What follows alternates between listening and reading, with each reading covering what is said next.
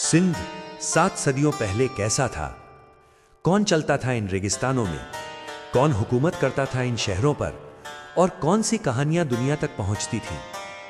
सन 1333 हिजरी नहीं, बल्कि 1333 एडी एक मोरक्कन मुसाफिर यहां पहुंचा। उसका नाम था इब्ने बतूता।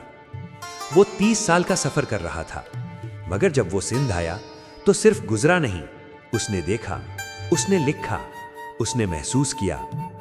आज भी उसकी रिवायत सिंध की मुआशरे और सकाफत का अहम तरीन जरिया मानी जाती है। उसने लिखा कि यहां डाक का निजाम मौजूद था, घोड़ों पर भी और पैदल दौड़ने वालों पर भी, मुनज्जम, मुअस्सर, तरक्की याफ्ता।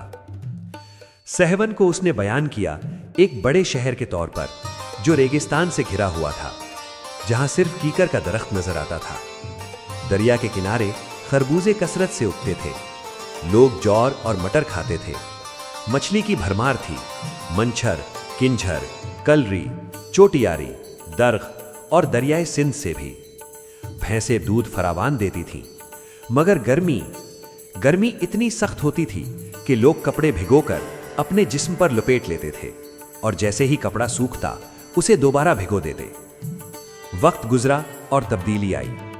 13वीं सदी के आखिर तक बुद्ध मजहब बिल्कुल खत्म हो चुका था। इस्माइली फिरका, जो पहले गालिब था, अब सिर्फ अकलियत रह गया।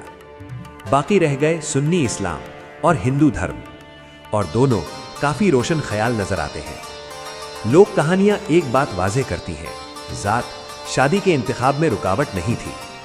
मलिकाओं और शहजादियों दरबार में हाजिर होती थीं, रियासती मशवरों में हिस्सा लेती थीं, मशवरा देती थीं और उनकी राय अहमियत रखती थी।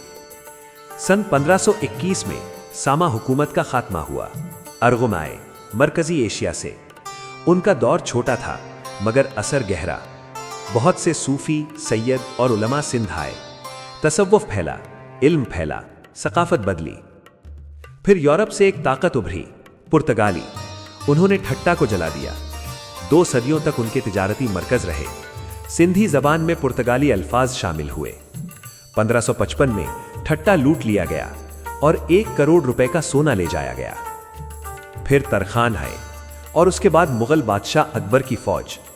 1591 से 92 तक सिंध फतह हुआ। अकबर खुद सिंध में पैदा हुआ था। सिंध मुगल सल्तनत का हिस्सा बना, मगर औरंगजेब के बाद फिर आजादी हासिल की, कलहोड़ा हुक्मरानों के जेरे हुकूमत। सियासी उतार चढ़ाव के बावजूद मुआशरा तरक्की करता रहा। 18वीं सदी तक सिंध की तहजीब अपने उरूज पर थी। जबान तरक्की याफ्ता थी, अपना अलग मेमारी अंदाज था। हैदराबाद दारुल हुकूमत बना। शिकारपुर मरकजी और जुनूबी एशिया का तिजारती मरकज बना। तालपुर आए कलहोड़ों की जगह, मगर सकाफत और खुशहाली कायम रही। तारीख ने हुक्मरान बदले, लेकिन सिंध हमेशा कायम रहा।